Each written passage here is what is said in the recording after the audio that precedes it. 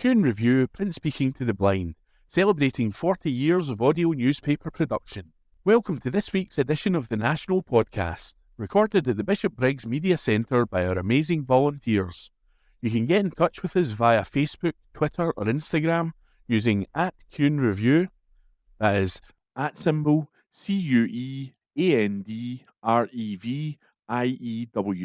You can also contact us directly by emailing information@kuhnreview.com. That is INFORMATION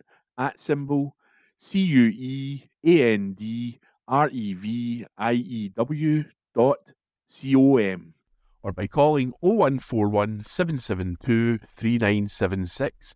That's 0141 772 3976. From the National, Friday the 22nd of November, from the Politics section. Keir Starmer shamed for silence on Netanyahu ICC arrest warrant. Article written by political reporter James Walker. Keir Starmer has been condemned for his continued silence on the International Criminal Court issuing an arrest warrant for Benjamin Netanyahu. The ICC's ruling that there are reasonable grounds on which to arrest the Israeli leader, as well as former Israeli Defence Minister Yoav Gallant and Hamas commander Mohammed Deif, for war crimes and crimes against humanity, has led to immense pressure on the Labour government, which is still supplying Israel with arms. The arrest warrants mean that the UK government is legally obliged to arrest Netanyahu if he sets foot on British soil, with the Rome Statute from which this obligation springs incorporated into UK domestic law with the International Criminal Court Act 2001. But the Prime Minister and Foreign Secretary David Lammy have remained totally silent on the matter since the announcement yesterday at noon. A UK government statement has since said it respected the independence of the ICC, but didn't specify whether the arrest warrant would be complied with if Netanyahu steps foot on UK soil, a clarification that Home Secretary Yvette Cooper also refused to answer in interviews on Friday. The Prime Minister's official spokesman also said the ICC, based in The Hague, Netherlands, is the primary international institution for investigating and prosecuting the most serious of crimes of international concern. But the spokesman also declined to get into hypotheticals when asked on Thursday whether Netanyahu would be arrested if he came to the UK. Now, Starmer's silence has been called out, with the Scottish Greens co-leader Patrick Harvie hitting out at the Prime Minister for moral evasion and willing ignorance. The UK government's response to the announcement entirely fails to give the clarity that's needed. Any country that respects international law must explicitly commit to respecting yesterday's decision and to enforce the arrest warrant, Harvie said. Instead, we're seeing a moral evasion and willing ignorance from Keir Starmer and his government.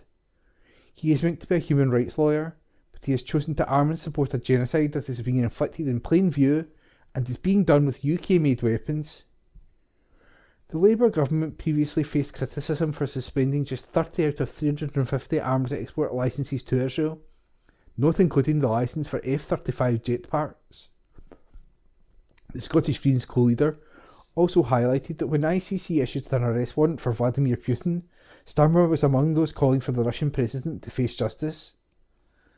But this time he had completely failed to live up to the values he professes to hold, he said.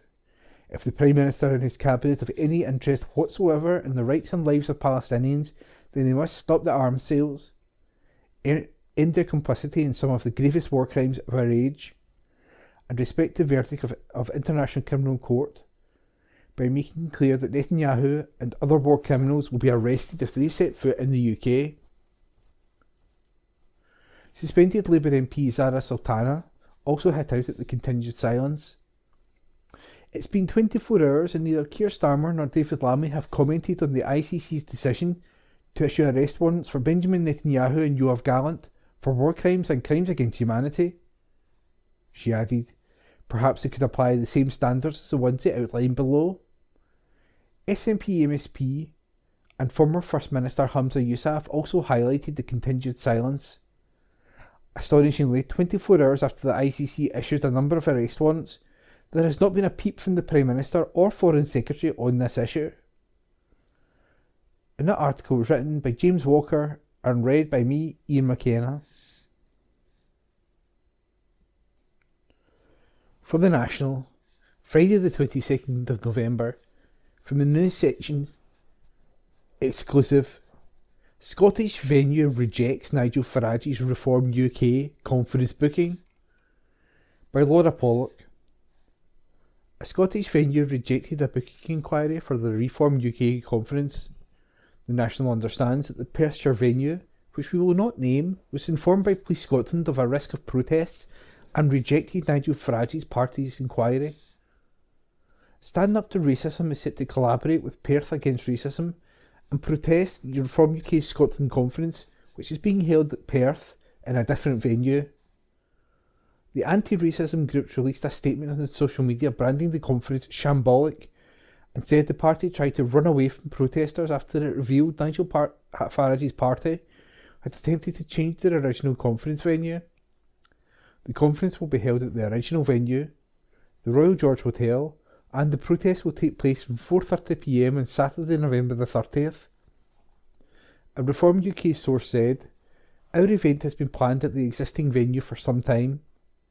We have used this hotel on a number of occasions and look forward to welcoming our party members from all over Scotland, alongside our speakers including our Deputy Leader Richard Tice MP and Party Chairman Zia Youssef. As a party of free speech, we recognise the democratic right of individuals to protest peacefully and within the law." When pressed on whether the party had attempted to change the venue, the source declined to comment further. Perth Against Racism said they will give the party a nice big Perth welcome, with music, speakers and poetry, and told the National there will be no aggression from campaigners. Speakers will include trade unionist and former SDUC President Mike Arnott, and singer Katie Whittaker is set to perform. In a statement, the group said, "We reject the far-right politics of racism and scapegoating promoted by Reform UK and attempts to normalise poisonous ideas and bring them into the mainstream. This is why, as soon as it emerged they were planning a Scottish conference in Perth, we started organising a peaceful protest outside their planned venue to show a majority of people in Perth and across Scotland oppose their views." The group added that the new venue Reform UK had attempted to book was an hour and a half away from the city centre on foot, and congratulated the venue owners on the decision to reject the inquiry. They said, "We see these changes of venues as a vindication of our concerns and reasons to protest. Reform UK wants to appear as a normal party, but that normal party doesn't run away to hide miles away from any population centre and has bookings cancelled. We hope this will contribute to a process of persuading voters locally and nationally not to give their vote to a party run by a millionaire that seeks to blame migrants and refugees for the problems in society." The conference is set to be held on Saturday, November the 30th in Perth, with Deputy Leader Richard Tice listed as keynote speaker. Farage previously said it was too dangerous for him to campaign in Scotland. Members of Reform UK are set to attend the event. However, no further details for the day or motions members will debate have been published to the public yet. A gala dinner is also set to be held after the conference from 6:30pm till 9:30pm.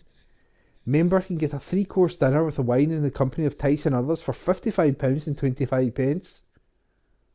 The conference comes despite Reform UK having no formal leader and minimal structure in Scotland. Reform came in third place in several by-elections across Glasgow on Thursday. And the article was an exclusive by Laura Pollock. This is from The National on Monday 25th November 2024 from the news section. Dubai firm interested in saving Grangemouth oil refinery by Lucy Jackson. Grangemouth could be saved from closure after a Dubai firm has expressed its interest in saving the oil refinery. Middle Eastern trading firm Trading Stack DMCC has said it is interested in buying Grangemouth, which is threatened with closure. We told how the current owner of Grangemouth turned down an offer to buy out the site earlier this month from Canadian businessman Garth Reid's Newfoundland company Hudson Reid Incorporated. The Times reported that the Dubai firm is working with a partner in the United States, as well as engaging with unions, politicians, and other stakeholders in Scotland.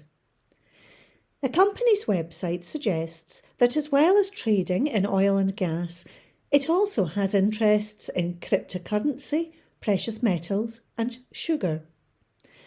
However, PetroIneos, which runs the refinery, said it has not yet received any credible expressions of interest. Grangemouth is currently set to close by next summer, as 4/5 of the workforce risks losing their jobs. We told how PetroIneos is set to receive a £6 million windfall when the plant closes, due to a climate scheme loophole. Ihsan Al-Sabah, Chief Executive of Trading Stack, said the business had finance in place and expressed their belief that the refinery could become profitable. He told The Times, "We have a clear strategy to return Grangemouth to profitability while maintaining the current workforce and ensuring security of supply for Scotland and the UK. This entails an element of shared ownership with employees as we look to align our interests and the refinery as a profitable operation with the workforce. We call for urgent action by all parties while there is still time to save the Grangemouth refinery." It was reported earlier this week that the Canal Group, a Louisiana-based energy business, was involved in working with Trading Stack. Spokesman for PetroIneos said none of the parties have approached PetroIneos about buying the refinery or have passed the most basic due diligence checks carried out by us and the Scottish Government. We have not received any credible expressions of interest in the refinery, never mind a viable bid. Previous notes of interest in September had come from Garth Reid, a Canadian businessman who used to head a shrimp harvesting concern, and Stacey Oil Services, an Aberdeenshire oil equipment company, but were also felt not to be credible. We told how the unions have suggested the refinery site could be converted into providing sustainable aviation fuel. Meanwhile, PetroIneos is working with governments at Holyrood and Westminster on Project Willow, a feasibility study looking at the potential for low-carbon manufacturing and fuels on the site. That report is expected to be published early next year. That article was by Lucy Jackson. This is from The National on Monday, 25th November 2024. From the Politics section. Keir Starmer's welfare cuts branded vile and out of touch.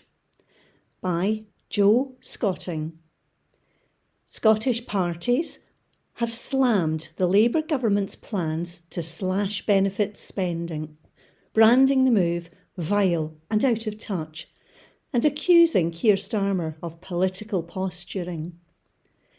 An article penned by the Prime Minister for the Mail on Sunday explains that the Labour government intends to crack down on people gaming the system when claiming benefits in a bid to slash £137 billion in spending. Starmer wrote, "In the coming months, Mail on Sunday readers will see even more sweeping changes. Because, make no mistake, we will get to grips with the bulging benefits bill blighting our society." Speaking exclusively to The National, Scottish Greens social justice spokesperson Maggie Chapman blasted the plans. Starmer's comments are vile and show just how out of touch the Labour Party is with the working class, she said. Thousands of families across Scotland are struggling to choose between heating and eating this winter due to 14 years of Tory economic mismanagement and a new wave of ghastly austerity under Labour.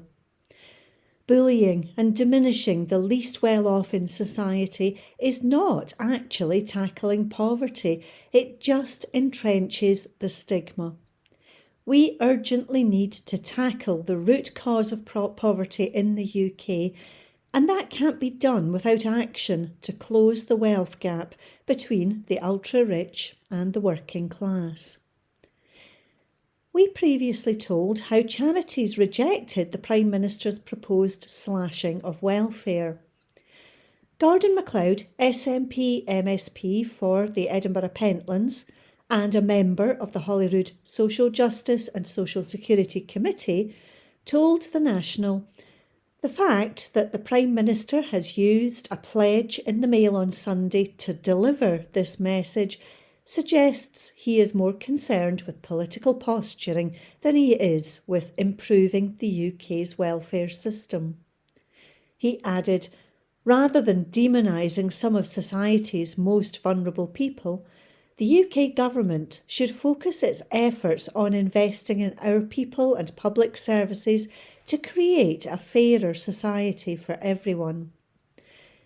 Even the Scottish Conservatives have taken issue with the plans, with Shadow Cabinet Secretary for Social Security Liz Smith telling The National, "In Labour's record £40 billion tax-raising budget, there were no detailed plans for welfare reform.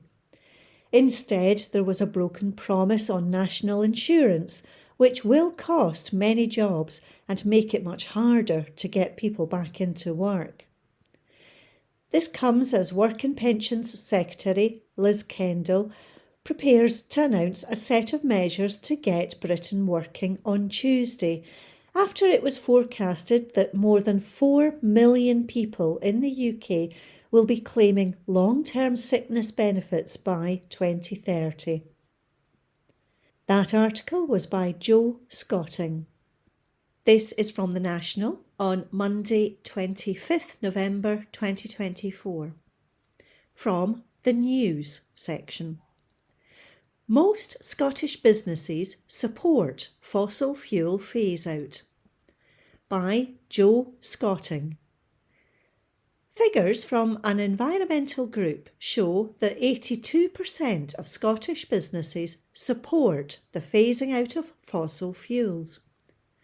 The research commissioned by Uplift surveyed 545 business leaders across the UK for their views on the government's decarbonisation efforts.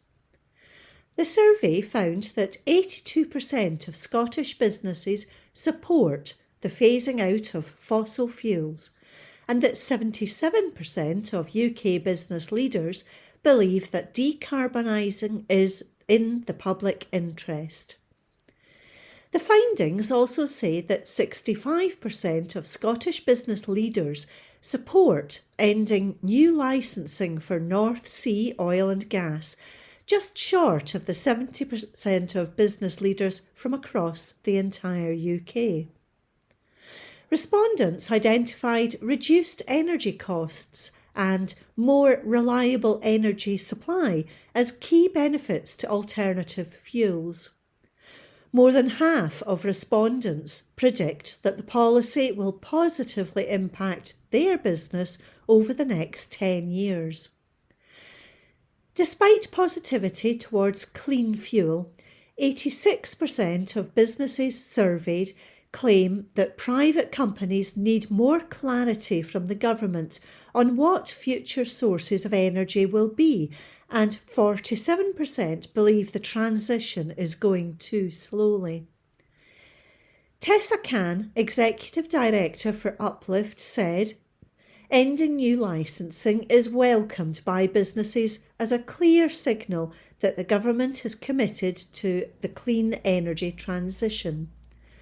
Business leaders north and south of the border support the shift from oil and gas to renewables, recognising that it is good for the economy and their businesses, good for the climate and in the public interest."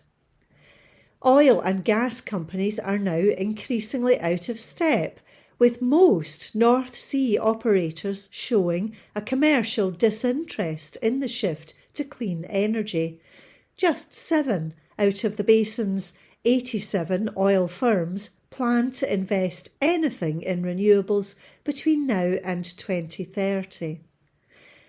When most of what's left in the basin is oil for export, it's no wonder business backs the transition to a clean energy system that can provide a reliable and less volatile domestic energy supply. Uplift are an environmentalist group which supports efforts to transition from oil and gas production in the UK. The group undertakes research, analysis and campaigning to support UK-wide decarbonisation. We previously told how Uplift, along with Greenpeace UK, launched a legal challenge against the Rosebank oil field. That article was by Joe Scotting. This is from The National on Monday 25th November 2024. From the news section. Snare ban to come into force in Scotland by Steph Braun. A ban on the use of snares in Scotland is set to come into force. The ban, which aims to improve animal welfare and promote humane wildlife management, was introduced through the Wildlife Management and Muirburn Scotland Act 2024 and will come into force today. The use of snares is already banned in most EU countries and has recently been banned in Wales. Agriculture Minister Jim Fairley said snares can lead to unacceptable levels of suffering for wild animals. He said, "The Scottish Government recognises that control of predators is sometimes necessary in order to protect vulnerable species as well as livestock and agriculture, and that land managers should be allowed to take action to effectively manage wildlife for these purposes. However, there is sufficient evidence to show that snares can lead to unacceptable levels of suffering for wild animals, as well as posing an unacceptable risk to other wildlife and domestic species accidentally caught in them. We worked closely with our stakeholders during the passage of the Wildlife Management and Muirburn Scotland Act 2024 and actively considered all proposals put to us. Whilst the removal of snaring will reduce options for land managers, more humane and efficient methods of control, such as shooting and trapping, remain available for necessary wildlife management. Banning the use of snares will ensure the Scottish Government continues to meet its commitments to uphold the highest standards of animal welfare. Wildlife campaigner Chris Packham has previously described the legislation as a game changer, which showed Scotland was leading the way with meaningful change. The Wildlife Management and Muirburn Act was introduced to address raptor persecution and ensure that the management of grouse moors and related activities are undertaken in an environmentally sustainable and welfare-conscious manner. As well as banning snares, the law bans the use, supply and possession of glue traps and introduces licensing and training requirements for certain other types of wildlife traps. It will introduce a licensing regime for land used for the shooting of red grouse and licenses all Muirburn and bans Muirburn on peatland unless for limited purposes. The bill also contains powers which could give individuals, such as the Scottish SPCA inspectors, the power to investigate some wildlife crime. That article was by Steph Braun. From The National, Tuesday the 26th of November, from the comment section. ICC warrants expose contradiction lying at the heart of UK's position, by Jonathan Shafi. In these unpredictable, volatile times, you can always count on US Senator Lindsey Graham to be consistently beyond the pale. That said, the response from this drum-beating warhawk to the International Criminal Court, ICC, issuing an arrest warrant for Israeli Prime Minister Benjamin Netanyahu, breaks new records. Not only does he pour derision onto the court's decision, common among propagandists attempting to defeat the indefensible, he also calls for US sanctions on any state which carries out the procedures of the ICC, and that includes the UK. Indeed, Graham claims that the US will crush the economy should the British government aid in the arrest of Netanyahu. But the fevered rantings of this Republican senator are not a one-off. They reflect a deepening crisis for the Western powers, who are now caught between the international, rules-based order they claim to represent and the harsh reality of Israel's policy in Gaza. The ICC decision comes very late in the day. It should have put Netanyahu and the now former Minister for Defence, Yoav Gallant, on notice long before now. Yet, when the announcement was made a few days ago, many were in disbelief. And not just those in the political and media establishment, but anti-war campaigners too. For, if you know much about the history, track record and practice of the ICC, it has effectively been utilised as an instrument of the West. There are, in my estimation, three primary reasons why the court's judges have bucked this unspoken rule now. First, that the scale of the crime in Gaza is so overwhelming that it could not be concealed. To do so would have rendered the ICC as irrelevant and exposed its proximity to Western imperial interests in a way that flew a little too close to the sun. Second, that the position of the US is weakening in relative terms within the global system. And thirdly, the court could not evade the vigilance of the international movement of opposition, in all its forms, to Israel's actions. The arrest warrants now echo through the international order and have fragmented the Western axis. But it is a crisis of its own making. A ceasefire could and should have been imposed. Israel could and should have been restrained. None of this, it should be said, is in the slightest bit radical. Yet the same people who castigated the public demonstrations calling for a ceasefire last year are now fumbling around for a sustainable line of developments.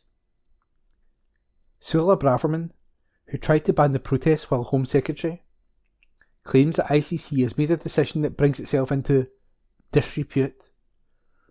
It turns out the Palestine solidarity and anti-war movement was not only on the right side of history in defying the draconian measure threatened against it, but also about the criminal brutality meted out against Gaza. When all is said and done, it is the likes of Braverman whose reputation is in tatters, not the protesters. France has said it will abide by ICC decisions. As a result, Joe Biden personally called President Emmanuel Macron on behalf of Netanyahu and told him that he said the Israel PM had a right to be angry at the French government for promising to enforce the arrest warrants. Little wonder, considering the US has been intrinsic to these crimes against humanity. It has supplied the arms, technical support and political cover for Israel. Its attempts at convening ceasefire talks have been no more than tokenistic. The policy has been disastrous in terms of international prestige. The spokespeople for the American empire now appear to be reduced to temper tantrums and outlandish threats as the country's hypocrisies are exposed for all to see on the global stage.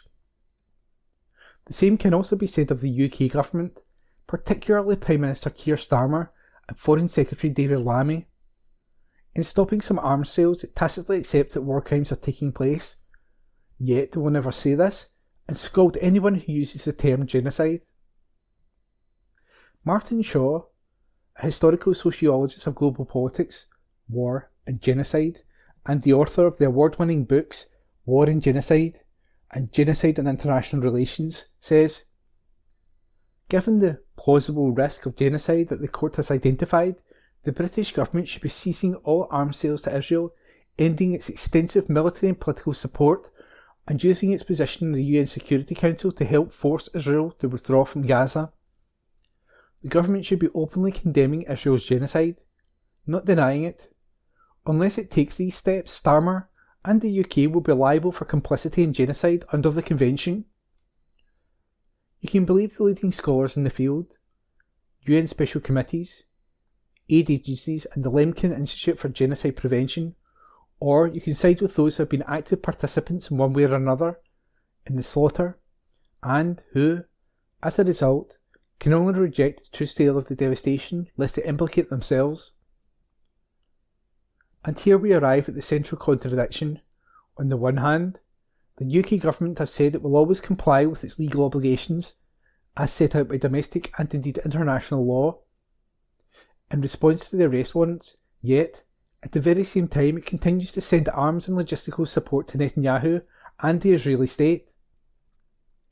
It is an impossible position, and, for that reason, it is also a morally, politically and legally weak platform which can be exposed by a mass movement and advocates for peace with justice. The horror simply must be put to an end. And that was a comment piece by Jonathan Shafi.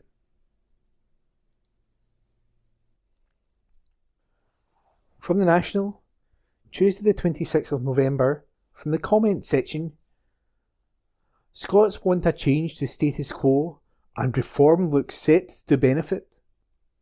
Report by Ellie Gummersall.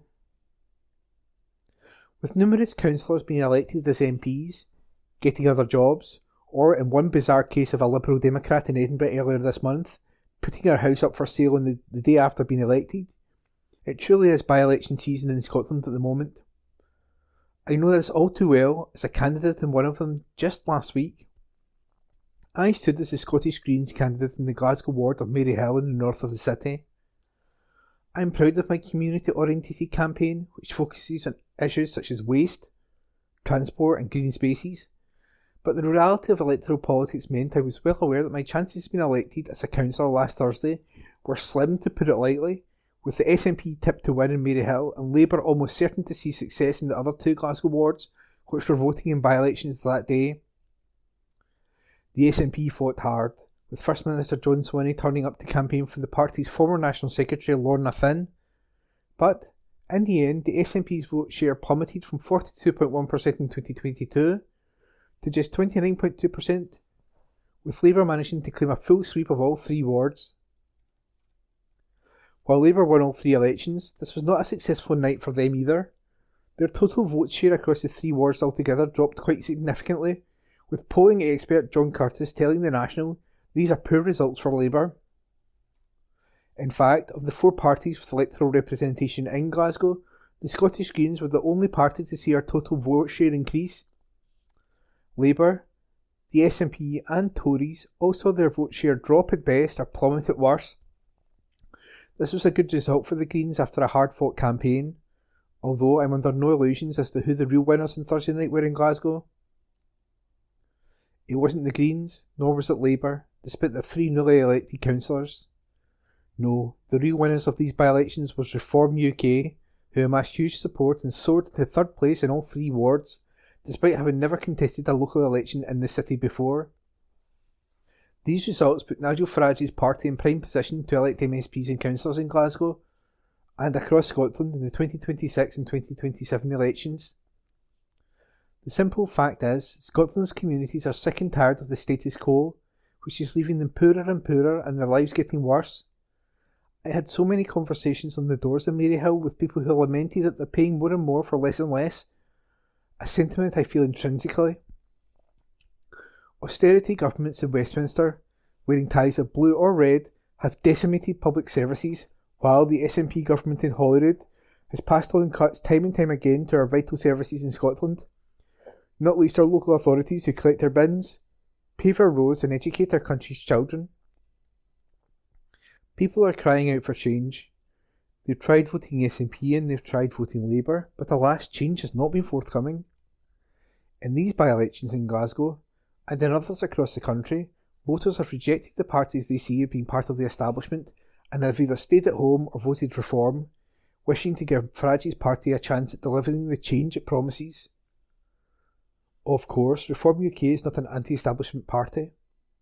They're about as establishment as you can get, led by privately educated investment bankers, property developers and multimillionaires whose only ploy is to scapegoat society's most vulnerable so they can help themselves and their pals get richer while the poor keep getting poorer. A real anti-establishment political party would be talking about wealth redistribution from the wealthy elite. They'd be talking about radical investment in public services, about genuine, tangible ways to make the lives of working class people better. They'd recognise that the enemy of the working class arrives in our country by private jet, not by small dinghy. These are the politics that the Scottish Greens must embrace at our forefront.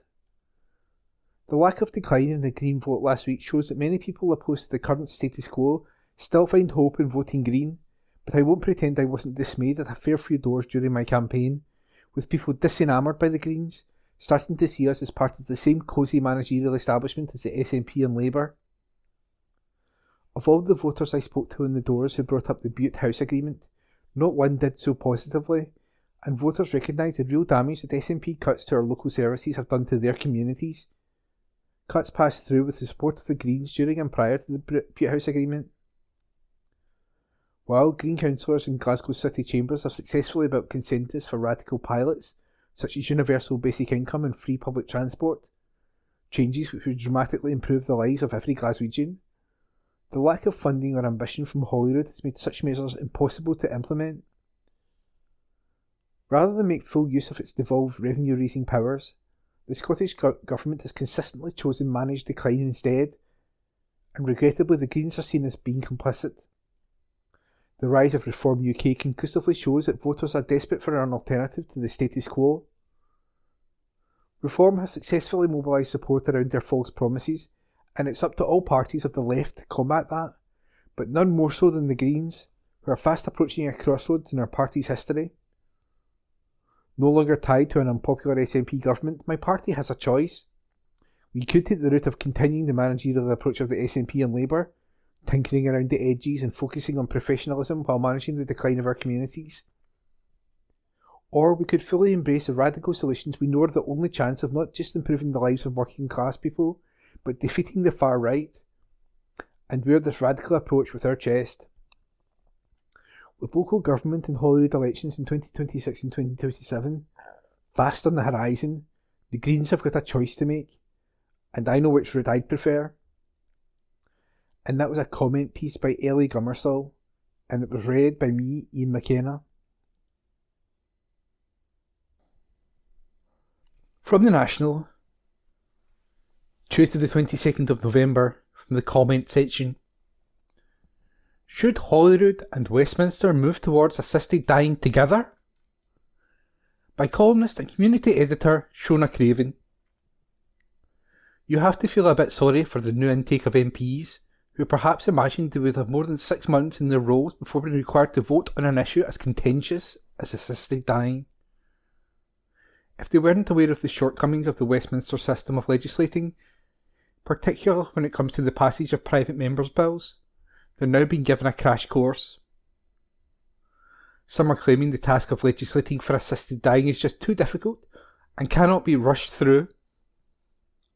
But why should voters be expected to accept that response when a majority of the UK public has consistently expressed support for assisted dying, and realistically, a private member's bill is the only way this change is going to happen? And if the Westminster bill fails at the end of this week, where does that leave Liam MacArthur's Assisted Dying for Terminally Ill Adults Scotland Bill, which is making its way through Holyrood? Its implementation will depend on a degree of cooperation between the two parliaments. Some of the opposition to assisted dying comes from those who mistrust the UK's medical and legal institutions, given past horrors, such as the infected blood scandal, the inquiry into which concluded last summer, and the more recent post office scandal, which came back to haunt Conservative politicians thanks to an ITV drama. Worryingly, among those expressing such mistrust are England's Health Secretary Wes Streeting and Justice Secretary Shabana Mahmood, despite the fact they are now in charge of the very institutions that would be responsible for upholding assisted dying safeguards in that country.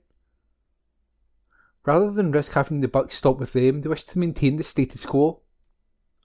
Streeting wants to improve palliative care so that patients have a real choice at the end of life, perversely framing as a virtue the denial of choice until some unspecified future moment, which the economics and demographics of the UK suggest, it's unlikely to be just around the corner. One of the most common refrains from opponents of assisted dying is that its availability would put pressure on those near the end of their lives who may feel like they're a burden on others. There's a willful refusal to accept that for some terminally ill people a total loss of independence is an intolerable indignity. To hear much of the talk about death and dependency, you'd be forgiven for thinking the desire to spend loved ones' extreme distress, trauma and lifelong guilt while writhing in needless agony was some sort of delusional mindset, in itself evidence of coercion. It is clear this stance goes against the religious or quasi-religious beliefs of many who regard suffering as being compulsory, even noble. But what right have they to force those beliefs on others? Writing in the Times last week, Conservative peer Daniel Finkelstein expressed scepticism about those who claim Kim Leadbeater's terminally ill adults end-of-life bill has insufficient safeguards, suggesting that, in truth, nothing would ever persuade them to support it. In the Sunday Times at the weekend, philosopher Kathleen Stott responded as only a philosopher, as opposed to a legislator, can, saying, "There are indeed some distant scenarios in which I might accept the state being empowered to kill people who ask for it. Scenarios where killing wasn't cheaper than keeping someone alive, or where the surrounding society did not excessively revile disability in old age. We can leave aside the question of how one might measure acceptable levels of revulsion within a given society, as, quite clearly, the cost of living is guaranteed to exceed the cost of not living, to put it somewhat less emotively than Stock chose to. I agree with Finkelstein that many of those criticising the haste of the Westminster process would never be satisfied, regardless of the time committed to consulting or amending the legislation. If Leadbeater's bill does indeed fall, it will be interesting to see what amendments would be required for MSPs to pass MacArthur's bill at Holyrood. It would certainly be easier if England, Wales and Scotland moved towards assisted dying together, but it's not impossible for Scotland to go it alone, despite some negative recent framing by Scottish Health Secretary Neil Gray. There is no suggestion that the UK government would seek to block the democratic will of the Scottish Parliament on this matter, so it's a cop-out to imply that it would. A more relevant question is perhaps whether Gray and Scotland's Justice Secretary Angela Constance would have qualms about implementation and safeguards, given they have similar responsibilities to Streeting and Mahmood. Yet, the government on which they serve has considerably less power.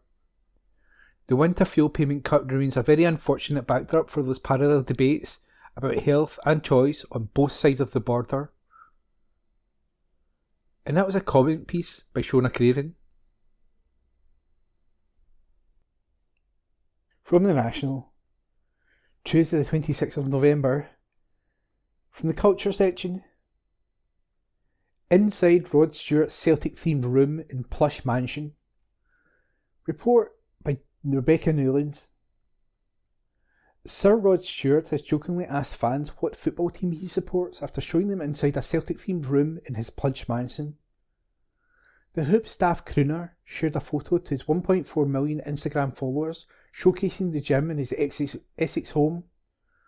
Walls are adorned with at least 28 scarves, over 20 framed photos and signed shirts, and a huge Celtic crest on the wall above the door. The Baby Jane singer wore a Celtic hoodie and green trainers in the photo, which he captioned, "Guess what football team I support?"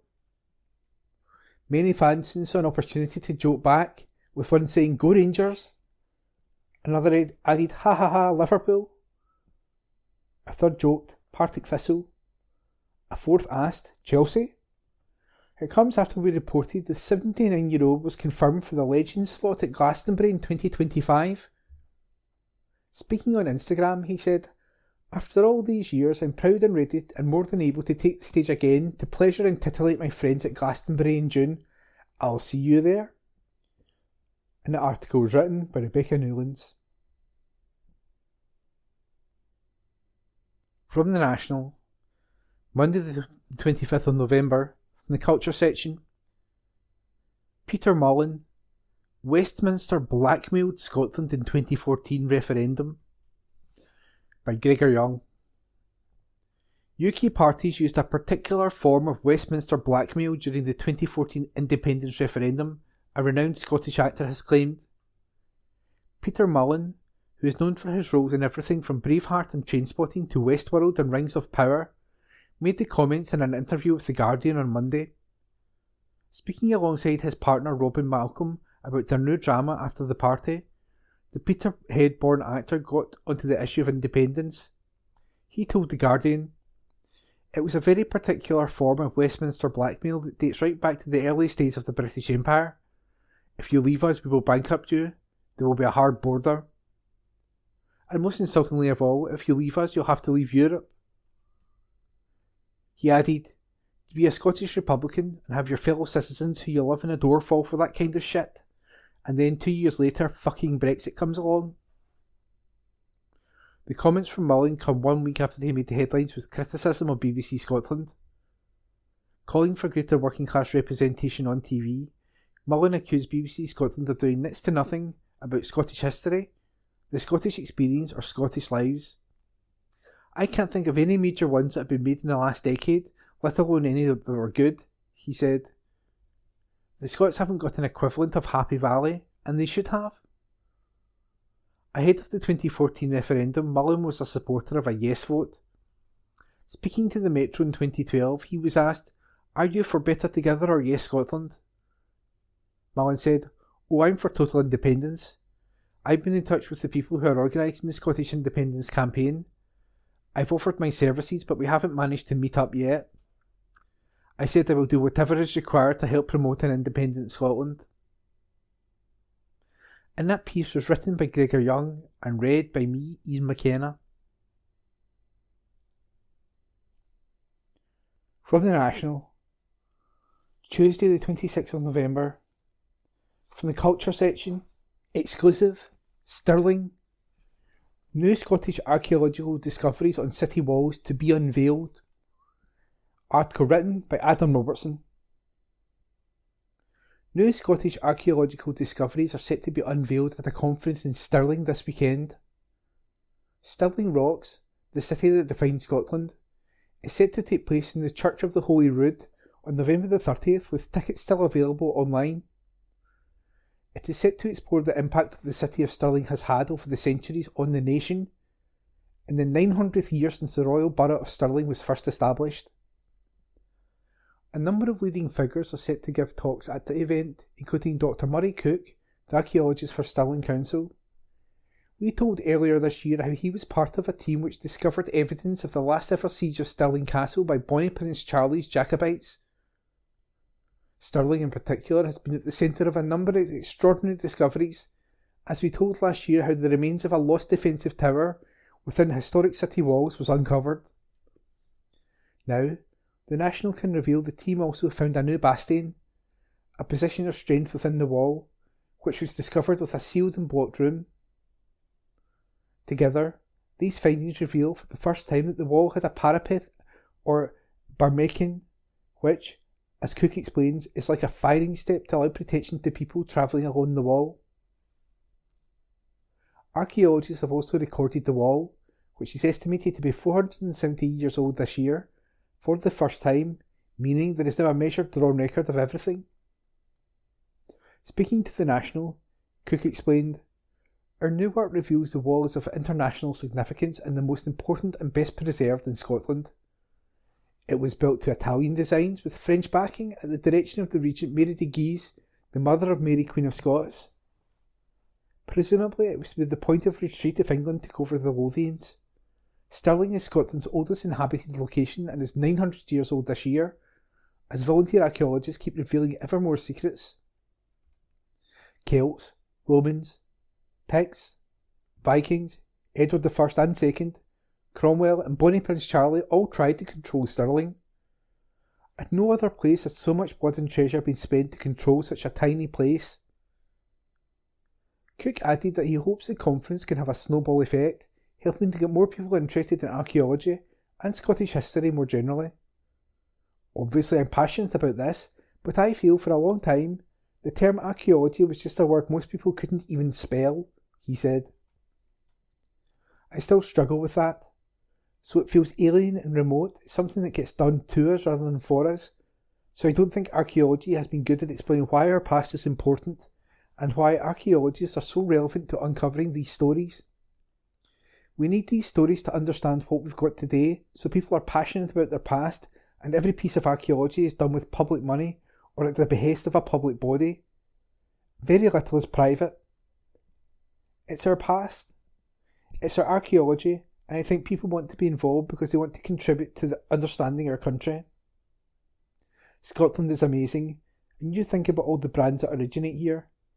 Tartan, whisky, all these things are ours, and we have to invite the world to experience our past because it's amazing. And that article was written by Adam Robertson and read by me, Ian McKenna. From the National, Monday the 25th of November. From the Culture section, book extract, Richard Walker, Why the Sunday Herald Said Yes in 2014, by columnist Richard Walker. This is an excerpt from the National's IndieRef anniversary book 10 Years of a Changed Scotland. You can buy the full book online. The Twitter monitor installed in the newsroom was gathering force. The clicks grew constant, each one marking a new like on the social media site embracing that week's Sunday Herald front page. The monitor found it hard to keep up with the avalanche. I can't remember exactly what the final total was. It was very high. A newsroom can be one of the most exciting places to be when a story is breaking, but that night was one of my most memorable. The night we revealed the Sunday Herald was supporting a vote for independence in the upcoming referendum. The Saturday night we posted the front page, which would hit the newsstands the following morning. The night we announced, the Sunday Herald says yes. It was one of our most popular front pages and one of the most derided. In an intense binary debate, choosing a side attracts criticism as well as support.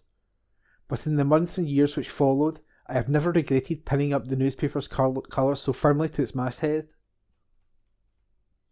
After all, there was no shortage of newspapers which were saying no. Even in May 2014, it was clear the scale of the overwhelming media opposition to a vote for independence in the referendum that was due to take place in December. Most newspapers had not yet formally declared their position in the debate, but it was obvious which way most were leaning. Even the minority of newspapers who were not opposed to independence claimed to be neutral. Not one newspaper had lined up alongside the Yes movement, and none looked likely to do so.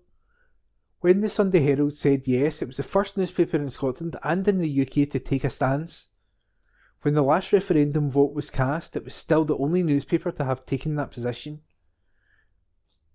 Media opinion in Scotland's previous constitutional debates had been more diverse. In the second devolution referendum in 1997, there was solid support among the press for a yes vote, supporting the creation of a Scottish Parliament, and a further yes vote for giving that Parliament tax-varying powers, probably because support for devolution was not split along political party lines. Only independence provoked such overwhelming opposition from the news media. In truth, the Sunday Herald's breaking of the ranks had been quite a long time coming. It was a relative new arrival in the media scene, launching in 1999 under the inspirational leadership of founding editor Andrew Jaspan.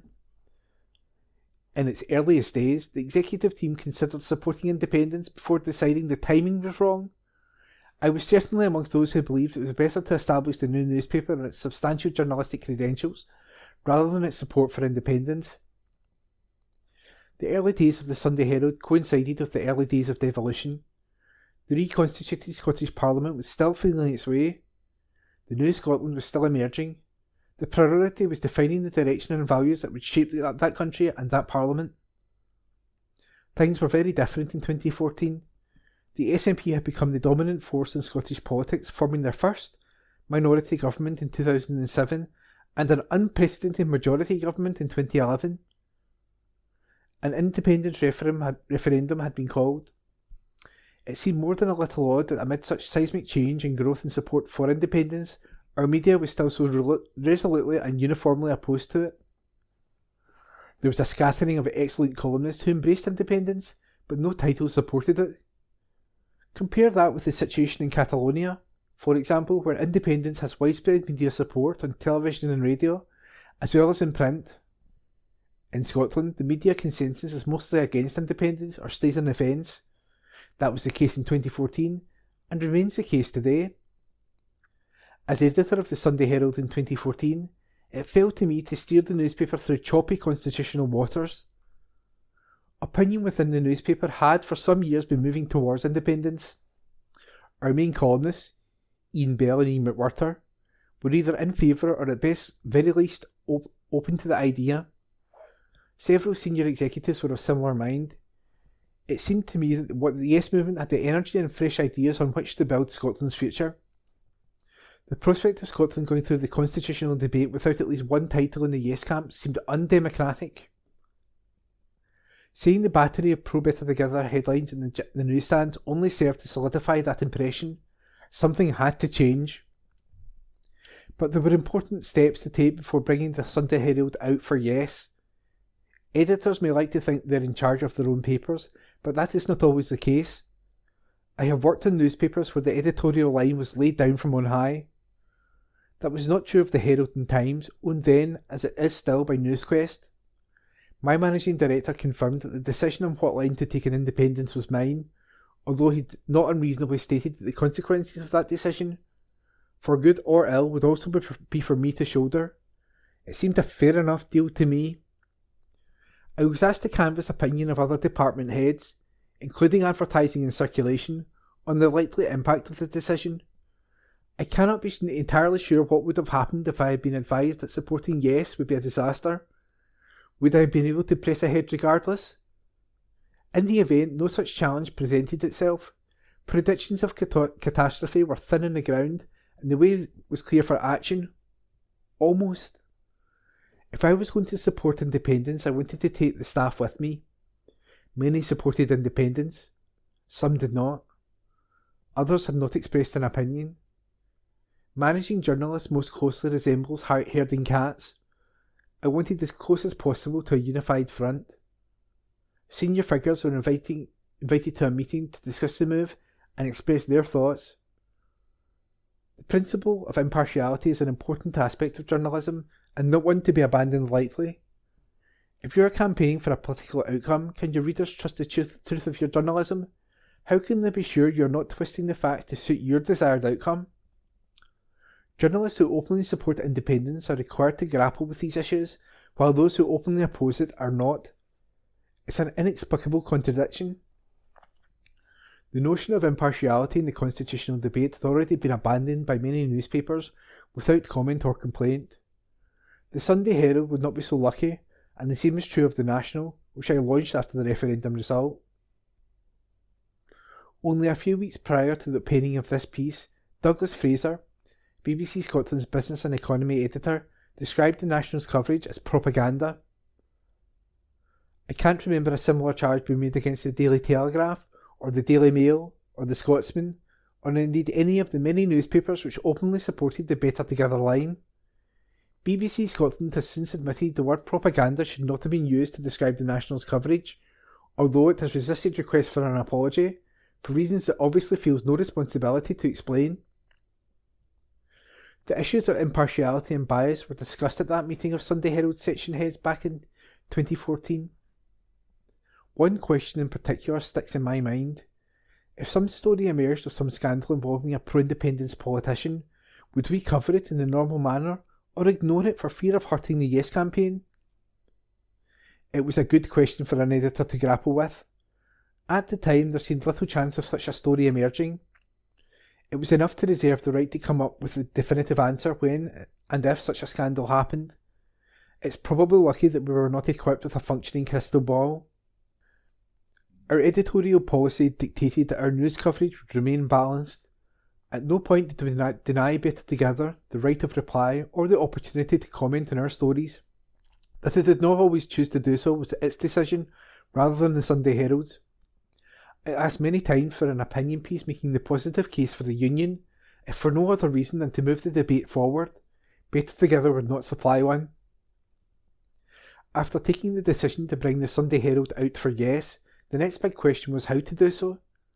There were two key aspects of the independence announcement issue, which had to be carefully managed. The front page and the paper's editorial. Both of these were crucial to the impact we wanted to make. The issue had to capture the spirit of the Yes movement. It had to be intelligent, aspirational and inspirational. For the front page, we sought the help of Alistair Gray, artist and pro-independence author of Lanark and Poor Things, now adapted in an Oscar-winning film. We had collaborated with Gray before, and so we knew of his idiosyncratic way of working. He first came into the Sunday Herald office before the referendum was called to write a piece on the origins of the phrase, "Work as if you were in the early days of a better nation." We assigned a reporter to type out the author's words, as Gray could not work a computer. As deadline approached, the reporter felt the piece made little sense without Gray's extraordinary editing skills. Within an hour, he had instructed a cut-and-paste reorganisation of the whole piece. It was brilliant. So, we knew that asking him to design the Sunday Herald Says Yes front page was going to be frightening but would end well. And so it proved. Gray delivered what seemed like a random collection of unrelated images. On closer investigation, it was obvious how they would work together. With Sunday Herald graphic designer Damien Shields' help, we published the front cover that sent Twitter crazy. The Independence editorial was another collaboration. It was not enough to simply explain that the Sunday Herald had decided to take the step of supporting independence. There was something about the summer of 2014 that reflected a changed Scotland. The referendum had galvanised thousands to think deeply about their country's future. It had started slowly but spread to the streets, so that by midsummer you were aware of it everywhere. Passionate debates about currency, Europe, pensions and monarchy, and more in pubs, cafes and even bus stops. Crowds engaged with the issues at public events. Crowds thronged Buchanan Street and George Square to show their support for independence and toasted the future at the Yes Bar. Better Together figures have tried to depict those days as bitter and divisive. They were not. They were electric. And so the Sunday Herald Says Yes editorial had a lot of work to do, and a lot of the newspaper's best writers contributed. It emerged from a draft after draft as it passed from writer to writer. Points were sharpened, different themes explored and expanded, phrases packed with emotion. To this day, it's one of the pieces I am most proud of publishing. It had a power which still hits home. The proposition is this: we believe independence will offer Scots an historic opportunity to choose the kind of country that might allow its people to prosper. Decisions affecting our lives will be made on our doorstep by the people who live here. By us. A vote for independence says that a small country is not helpless in a big troubling world. The headline stated, "The prize for yes is a better country." It is as simple as that. I hope it caught the spirit of the Yes movement. I hope it reflected the optimism, the hope, the enthusiasm, the joy. It is a spirit that survived the crushing disappointment of the referendum result. It is a spirit that did not fade, but picked itself up and promised the campaign would continue. It is a spirit that saw membership of independence supporting parties soar, and pro-independence arguments continued to be made within and beyond government. It inspired the creation of The National, a newspaper which has ever since provided a yes voice in the mainstream media, created jobs in a difficult media landscape, attracted subscriptions and a wide online readership, and, of course, creates pro-independence front pages which stand out against a wall of unionist scaremongering on newsstands every morning all over the country. It is a spirit that is battered and bruised by infighting and splits, by the never-ending Operation Branchform, and the imposition of a cruel austerity, most recently by a Labour Party north and south of the border, who vowed they would never do so, and broke that promise as soon as they took power on false pretences. There is much to do to make support for independence irresistible and unstoppable. Read our lips. This is a spirit which will one day reach its goal. This is an excerpt from the National's IndieRef anniversary book 10 Years of a Changed Scotland. You can buy the full book online, and it is written by Richard Walker. From The National, Tuesday the 26th of November 2024, from the Politics section. Alba Party set out terms for supporting Scottish budget. Article written by Steph Braun. The Alba Party have said the introduction of universal free school meals will be part of their terms for supporting the Scottish budget. The party's sole MSP and Holyrood leader Ash Regan has intimated she is ready to help the Scottish Government get to the finishing line and pass its budget if it is prepared to agree to certain requests. As a minority government, the SNP needs support of opposition MSPs to get their budget over the line, or at least some abstentions. Finance Secretary Shona Robison will set out her tax and spending proposals in a speech on Wednesday, December 4th. Regan said she wants the Scottish Government to step in to mitigate Westminster's cut to the winter fuel payment and fund universal provision of free school meals. Regan said, "While I appreciate the government's constructive, collegiate approach to budget discussions, it's important to acknowledge that past Green influence on SNP policy has diverted attention from Scotland's real priorities, impacting public confidence in the government." Westminster's recent budget again proves that the Exchequer continues to exploit Scotland's energy wealth while overlooking our communities and businesses, regardless of the party in power. I have offered the government reasonable solutions to focus on protecting Scotland's vulnerable pensioners this winter and ensuring that every primary school in Scotland can access healthy school lunches as previously promised. The Scottish Lib Dems have made it clear they will vote down the budget if it contains any spending on independence. Speaking to the BBC Scotland's Sunday show, leader Alex Cole-Hamilton said the public had sent the SNP a clear message in the recent general election that they are done with the Constitution. Meanwhile, the Scottish Greens have said they will only back the budget if no cuts to independence spending are made. Following the breakdown of the Bute House agreement with the Greens earlier this year, the SNP have angered the party further since moving away from policies they each agreed on, such as the pilot to end peak rail fares. Green MSP Ross Greer said earlier this month, "We would be deeply concerned if a pro-independence government axes entirely the already incredibly modest sum spent on independence preparations. If the SNP make that choice, Green MSPs would find it impossible to support their budget."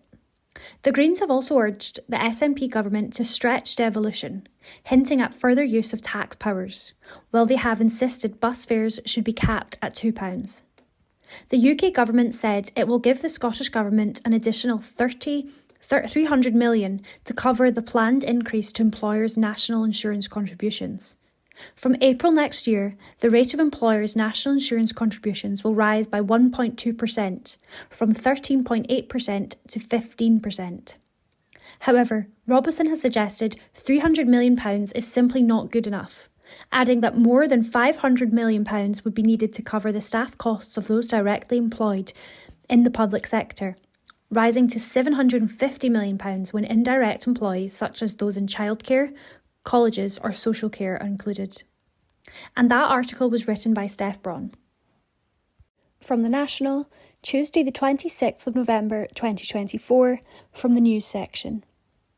Charity set up by Doddie Weir reaches £18 million milestone for MND research. Article written by Adam Robertson.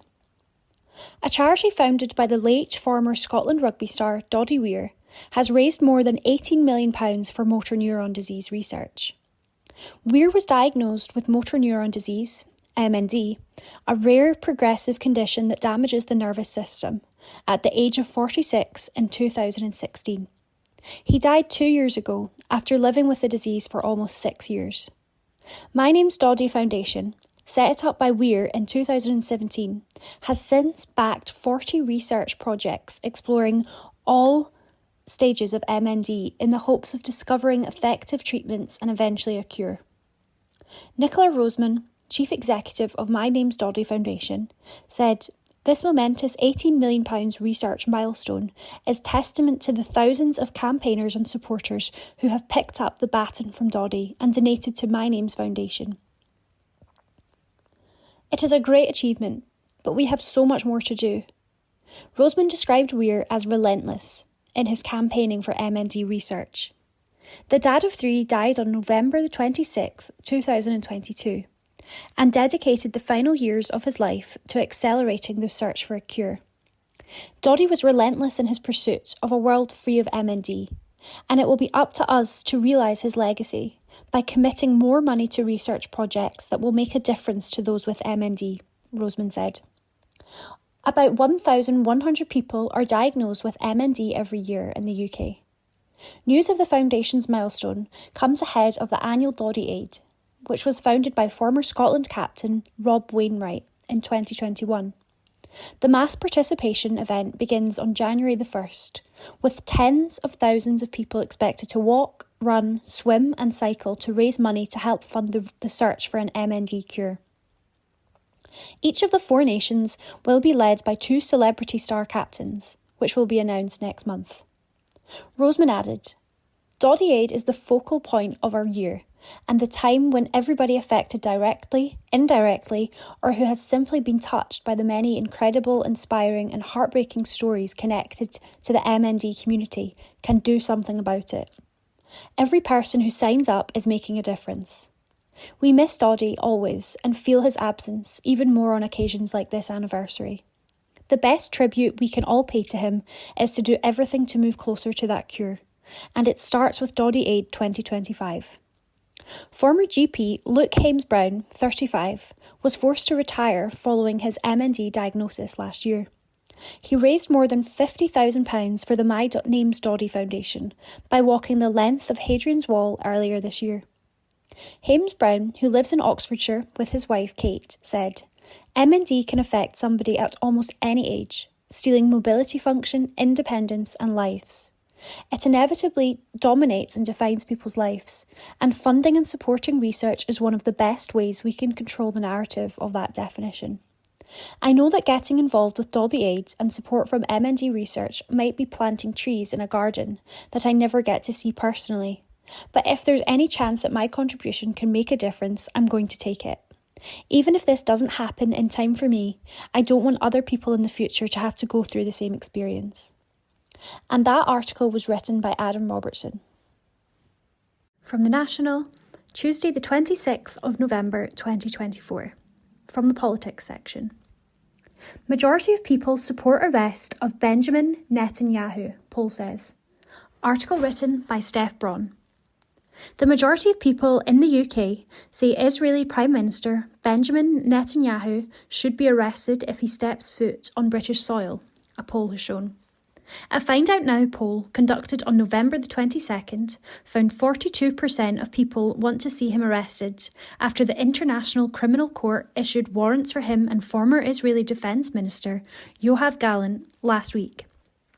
The ICC has ruled that there are reasonable grounds on which to arrest the pair for war crimes and crimes against humanity.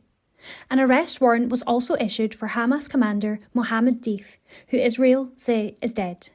Just 14% of people in the poll said they did not want to see Netanyahu arrested following the ruling. Nearly 2/3 of Labour voters, 58%, said they wanted to see the Israeli Prime Minister detained if he comes to the UK, while the level was similar, 57%, for Lib Dem supporters. Green voters were the most keen to see Netanyahu arrested, 76%, while Reform voters were the least keen, with just 28% voting for his arrest.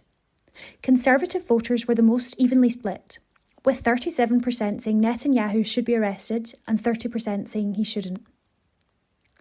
The court said it found that the alleged crimes against humanity were part of a widespread and systematic attack against the civilian population of Gaza. The Prime Minister's official spokesman said on Friday the UK would arrest Netanyahu if he stepped foot in the country, but added Keir Starmer would continue to talk to the Israeli Prime Minister. The Labour government is legally obliged, under the 2001 ICC Act as well as the Rome Statute, to rubber stamp and then carry out the arrest warrant should Netanyahu visit the UK. Number 10 said that the domestic process linked to ICC arrest warrants has never been used to date by the UK because no one wanted by the International Court had visited the country. Netanyahu last visited the UK in March 2023. Emily Thornberry, Labour MP who served Keir Starmer's shadow attorney general before the general election, has been clear that there is no legal barrier to the UK government upholding the ICC warrants. She said, "It's not really a question of should. We are required to because we are members of the ICC." And that article was written by Steph Braun. From The National, Tuesday the 26th of November 2024, from the news section. Perthshire. Historic Scottish School building up for sale. Article written by Adam Robertson. A former school in Perthshire described as a unique investment prospect has been put up for sale. Kilgraston House, located within beautifully landscaped grounds, dates back to the 13th century. It was originally designed by Francis Grant and later extended by Sir Robert Rowand Anderson. Savills, the property agent handling the sale on the instructions of the trustee in bankruptcy, declared it offers significant potential for redevelopment and that it provides an excellent opportunity for investors and developers seeking a project with both historical significance and commercial potential. Kilgraston House is a Category A listed building, with the entrance archway, gate lodge and former stables building listed as Category B. The site has been purchased by the Society of Sacred Heart in 1930 and opened as a school. It features several modern extensions that provide teaching space, dormitory rooms, as well as other school facilities.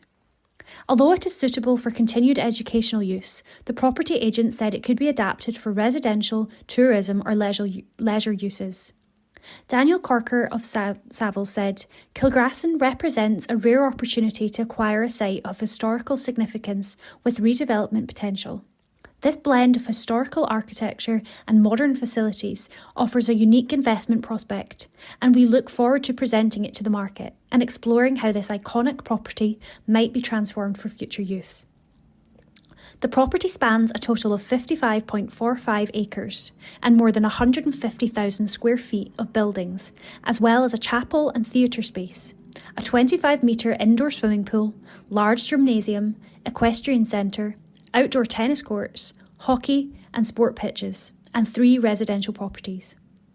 And that article was written by Adam Robertson. From The National, Tuesday the 26th of November 2024, from the news section.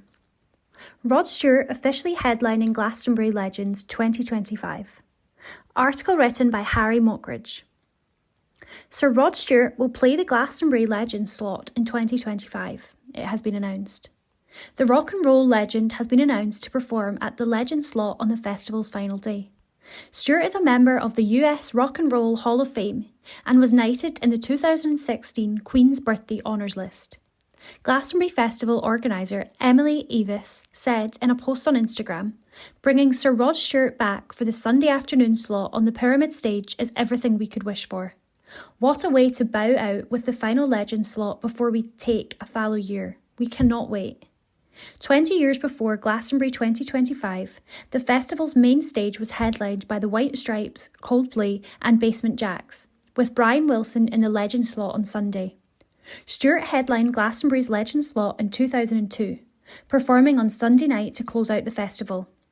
He is the first musical act announced for next year's festival. Last week, the rock and roll star announced online via his Instagram that he wanted to end large-scale world tours but brushed off retirement plans. Speaking about his surprise appearance at Glastonbury Festival 2025, the singer said, "I'm absolutely thrilled to announce that I'll be playing Glastonfest 2025. After all these years, I'm proud and ready and more than able to take the stage again to pleasure and titiate my friends at Glastonbury in June. I'll see you there." And that article was written by Harry Mockridge. This is from The National on Thursday, 28th November 2024. From the comment section. Scottish firefighters are being forgotten. That must change. By Maggie Chapman. Firefighters willingly put their lives on the line to protect and support the rest of us. Now it's our turn to support them. Today, the Scottish Fire and Rescue Service, SFRS, and the Fire Brigades Union, FBU, will announce the result of a ballot on the long-awaited proposal to standardise and improve working conditions for retained or on-call firefighters across Scotland. There has been little in the way of fanfare for this ballot. It has gone pretty much unnoticed at a time when other public sector workers have been, rightly, very vocal about their pay and conditions. Last month, the First Minister gave a sharp rebuttal to claims that Scotland's fire service is in a cycle of deadly decline. He may have been trying to provide reassurance, but in doing so, he ignored the calls of those who know the service best, the fire and rescue workers themselves. Our firefighters don't only have blazes to fight. Today's reality of squeezed public services inhibits their ability to prevent and respond to multiple dangers, from road traffic accidents, chemical spillages, flooding events, and other water rescues.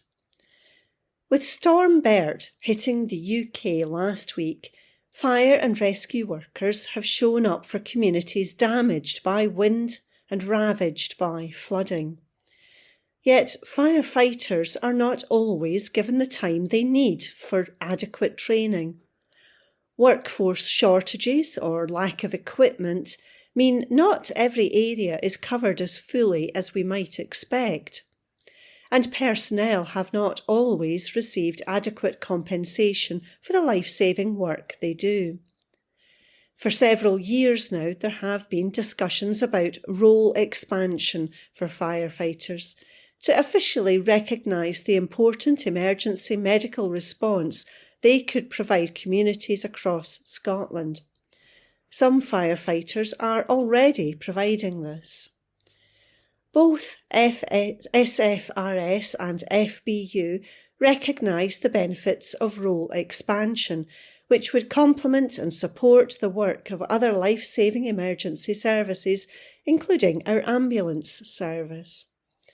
For relatively modest investment, such role expansion could be started in weeks with savings down the line.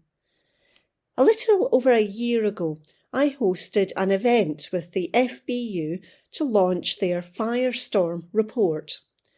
This report shows the potential that service transformation could have, but it also identifies the urgent need for action to sustain the service. Because the service has faced significant challenges in recent years, real terms cuts of £70 million in just over a decade, the loss of fire engines and water pumping capabilities year on year, the shocking reliance of 75% of Scotland's fire stations, which cover the majority of Scotland's landmass, on voluntary and part-time retained firefighters. Firestorm's discussions with 1,500 firefighters indicated that cuts to service budgets, stagnating wages, poor retention of staff, and issues with buildings and other facilities and infrastructure were contributing to increased response times and decreasing staff morale. Despite dedicated crews, a lack of resource puts both the workforce and the public under threat in the event of emergency. Sadly, in the year since Firestorm was published, little has changed, while the stakes have only risen. With the launch of the Shaping Our Future service, Your Say consultation with communities across Scotland, the SFRS warned of more wildfires and climate change-related emergencies to come, as well as an ageing population within the workforce and the often ignored health risks, which those in the fire service are exposed to, including lung damage and carcinogens. Broadly, the service has called for greater focus on prevention because they care about the communities they serve. Those at the SFRS and the FBU are clear that they want the best for their communities. But the Firestorm report highlights the breadth of funding, training and staffing challenges standing in the way of that aim. The consultation and the ballot on terms and conditions closing this week should provide the foundation for the transformation the service needs and its workers want.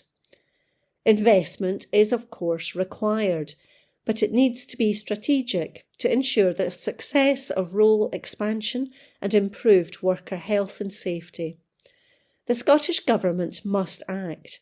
It must engage with the workers who rely on policymakers to make the right decisions. The Scottish Greens will always champion listening to workers and allowing them to shape the future of their industry. We know that they know best. Scotland should be proud of our fire service, but we must listen to its workforce now so that we can continue to have one that we can be proud of. That article was by Maggie Chapman. Maggie Chapman is the Scottish Greens MSP for North East Scotland. This is from The National on Thursday 28th November 2024, from the Culture section. Scottish Music Festival announces Tidelines and Eddie Reader to perform. By Laura Pollock. An award-winning music festival has revealed the first artists on its lineup for 2025. Hebcelt is set to take place from July 16th to 19th, 2025, takes place in the grounds of Lewes Castle in Stornoway in Lewes. General weekend tickets and new payment plans will be on sale from 10 a.m. tomorrow. It comes out after early bird tickets sold out rapidly earlier this summer. Taking the stage as one of this year's headliners is Tidelines, the popular Scottish band known for their fusion of folk and rock. Hebcelt 2025 attendees will be among the first to experience Tidelines' newest material performed live. Eddie Reader, renowned for her voice and emotive performances, will also join the lineup. Trail West will perform alongside local country band music, the Tumbling Souls, Calla and the Malin Lewis Trio. Josie Duncan and Rory Gray will also offer Gaelic and folk music. From the USA, Elias Alexander will perform with his blend of Scottish folk and contemporary sounds, and from Canada, award-winning duo Madison Violet will also be in attendance.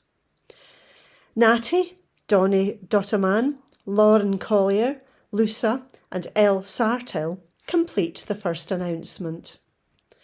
Hebcelt artist programmer Michelle Shields said, "We are incredibly excited to bring such a diverse and talented lineup to Hebcelt 2025.